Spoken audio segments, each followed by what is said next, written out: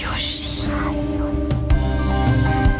Merci d'être avec nous sur Radio J avec l'histoire des Juifs de France sur cette antenne. Eh bien, nous vous proposons tous les jours avec Christophe Dard un dossier qui revient sur le destin de la communauté juive de France. Et dans ce numéro, eh bien, nous allons revenir sur l'affiche rouge. Alors, l'affiche rouge dont on a déjà parlé, mais plus précisément de la postérité de ce document de propagande, car il est certain que la large diffusion de l'affiche a contribué à ne pas oublier ces 10 héros épinglés par les nazis et a même contribué à en faire des martyrs, ce qui n'était pas l'objectif de l'occupant, bien au contraire. Christophe, nous avons dans le détail fait le portrait donc des 7 hommes juifs qui figurent sur l'affiche rouge, 5 Polonais et 2 Hongrois. Et même s'ils ne sont pas juifs, il faut mentionner les 3 autres héros de la résistance dont l'affiche rouge a voulu salir entre guillemets la mémoire. Et oui, notamment l'Italien Spartaco Fontano qui se voit reprocher 12 attentats sur l'affiche rouge, lieutenant des forces françaises intérieures. Il a 22 ans à sa mort, 5 ans de moins que l'Espagnol Celestino Alfonso, présenté comme un rouge et auteur de 7 attentats. Il fait partie avec Misak Manoukian, Marcel Rajman et un autre homme, Léo Kneller, du groupe qui a assassiné le 28 septembre 1943 le haut dignitaire nazi Julius Ritter, le responsable en France du service du travail obligatoire. Et puis, bien sûr, enfin, au centre de cette affiche, Misak Manoukian, présenté comme arménien, chef de bande, 56 attentats, 150 morts, 600 blessés. Des chiffres, bien sûr, inventés et inexacts. Des chiffres, donc, affabulés par la propagande nazie. 6 photos d'attentats ou de destruction figurent aussi sur l'affiche rouge et sont censées représenter donc les actions mises à l'actif de l'armée du crime, entre guillemets. 2 d'entre elles représentent 2 corps, un torse nu criblé de balles et un homme abattu en gabardine gisant près de son chapeau. Exactement, il s'agit de 2 commissaires de police éliminés par les FTP MOI, Franck Martineau et Georges Gauthier. Martineau qui travaille à Gonesse lorsqu'en juillet 1943, il est abattu de plusieurs balles alors qu'il circulait à vélo entre le commissariat et son domicile. Le commissaire Gauthier en poste à Juvisy est lui abattu le 12 novembre 1943 alors qu'il effectue en moto le trajet entre son domicile et son commissariat. Exactement, et contrairement à Martineau, on a une idée d'ailleurs plus précise des auteurs de cet attentat, un groupe spécial de FTP ayant reçu des directives de la part du responsable franc-tireur partisan de la région parisienne Joseph Epstein. Comme Martineau, le commissaire Gauthier était accusé de collaboration, mais en réalité, il appartenait à un réseau du Bureau central de renseignement et d'action depuis 1941. En clair, il rendait des services sous forme d'établissement de faux papiers, de planques ou de recherche de renseignements.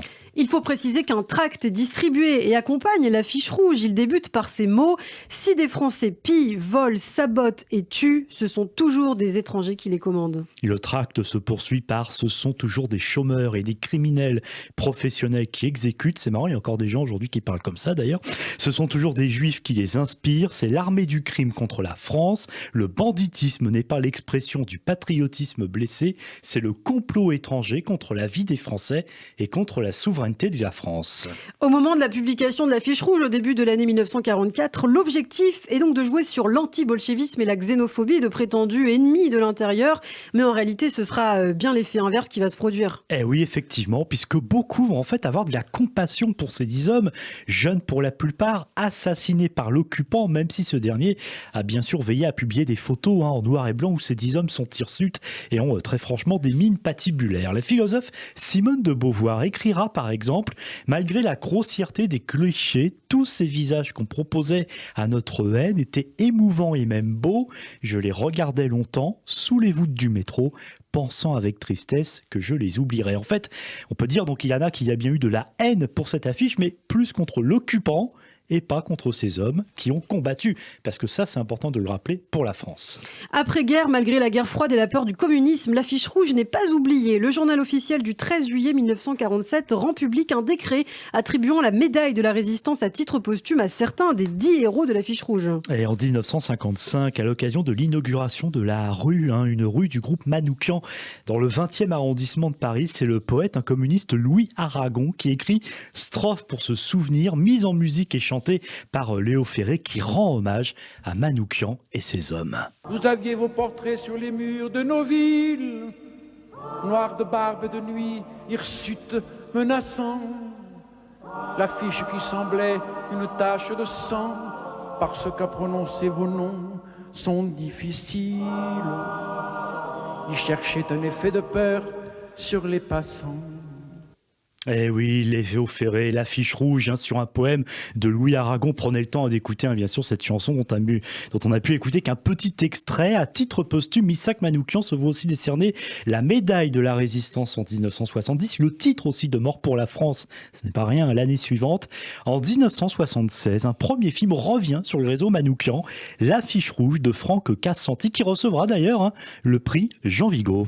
À l'initiative de Robert Badinter, également ancien ministre de la Justice, une proposition de loi est votée en 1997 et décide de l'édification d'un monument à la mémoire de tous les résistants et otages fusillés au fort du Mont-Valérien le 21 février 1944. Un monument à la mémoire de ces 1008 fusillés inauguré en 2003 et bien sûr les noms de Manoukian et des 22 autres hommes assassinés y figurent. Plus récemment, le réseau Manoukian s'est bien sûr aussi invité dans l'actualité avec cet excellent film de Robert Guédiguian, L'armée du crime, réalisé en 2009 et que nous conseillons de voir ou revoir. Tout récemment, en 2022, un comité s'est constitué pour l'entrée de Missak Manoukian au Panthéon, où ne figure aucun représentant d'ailleurs de la résistance communiste à l'occupant nazi. Exactement, et un comité de parrainage qui est alors reçu à l'Élysée, présidé par Jean-Pierre Sakoun, responsable de l'association Unité Laïque.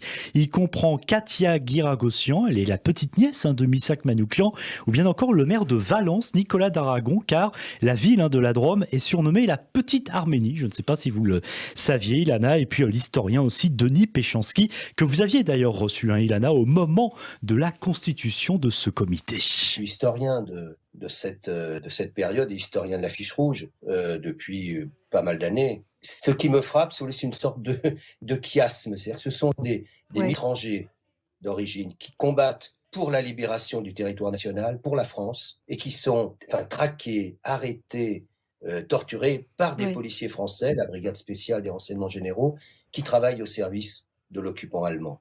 Et ça, pour moi, c'est une symbolique extrêmement forte. Heureusement, bien entendu, que la police d'aujourd'hui n'est pas l'héritière de cette police-là, mais cet engagement pour la liberté, pour son histoire, pour la France, mais aussi pour le communisme, il faut bien avoir en tête que à l'époque, aujourd'hui, après coup, évidemment, on se pose des questions, les identités concurrentes. Non, là, il y a une convergence identitaire dans ce combat-là.